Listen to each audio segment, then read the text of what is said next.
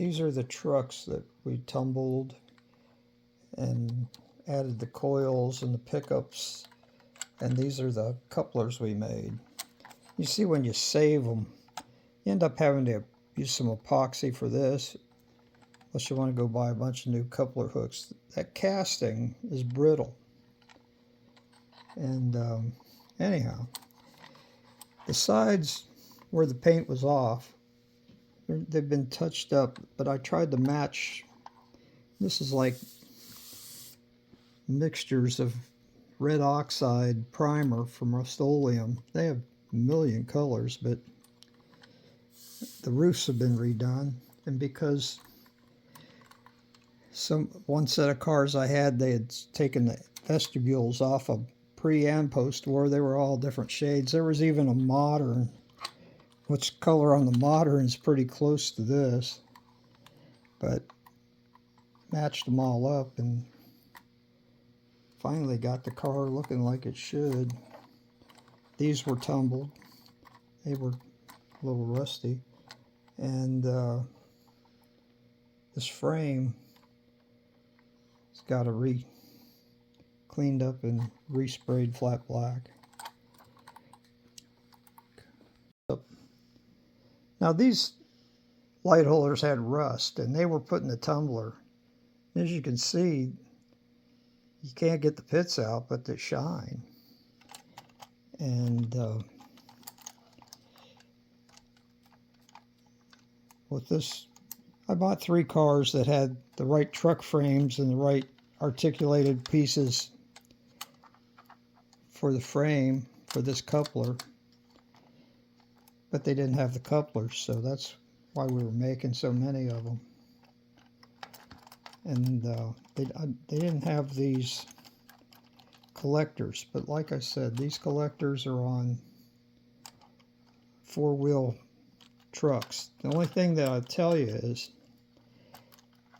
that this is a 2-inch push rod, and most of these came with the short push rod. So on these cars you need the 2-inch long push rod. But they cleaned up nice. Basically, all I did was wet sand the roof and then spray it. But once it was all done, I mixed Tester's clear coat and dull coat to get the sheen, and I sprayed the side, and there you can see some of the touch up on this. The problem with this, getting that color dead on.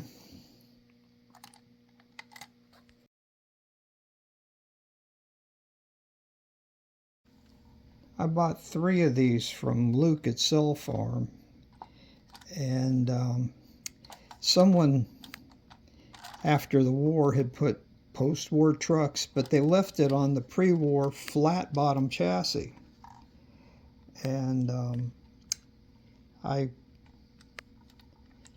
basically have left them till I can get a hold of some more pre-war trucks. But this number is definitely a pre-war number, and you don't, they cut, I don't know, can you see that hole? They cut it, and then they cut the top off of the articulated part so that it would fit. And this is the worst of the cars. It had the flaking going on here. But this is actually a post-war frame. It was in one group that should have been pre-war. You can see the cutout hole where the articulated, there's a spring, and this lets this articulate. But that's why I've got a video to make a frame that's flat. These have a depression in them, so it changes the height of the car, not the truck. The couplers all match, but the height of the car is less than an 1/8 inch because of the dish. And this was the worst car I got, and there's one step. And we can even show you, if you have steps that are broken and you still have the step, you cut a piece of tin and epoxy it, and you can save the vestibule. If I have one more broken one, I could repair this. But this car had a big, was on this side. Okay, this was the worst car, and the paint had peeled up through here, down around here, and the lettering was gone. So I tried hand lettering. Not the best, but that's why I prefer to keep the stamping original. But got a decent blend on the color. So next thing is to get some more pre-war trucks and end up with two sets of 4 of these instead of a hybrid set. I was going to show you what I did to pull this with the on the next car.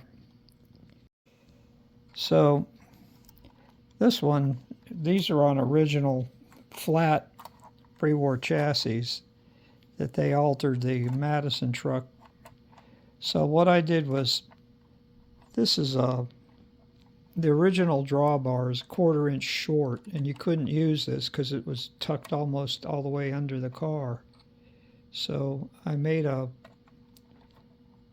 drawbar 1/4 inch longer, made one more of these articulated couplers, and now you can hook it to the low WX tender and pull the Madison cars with post-war couplers.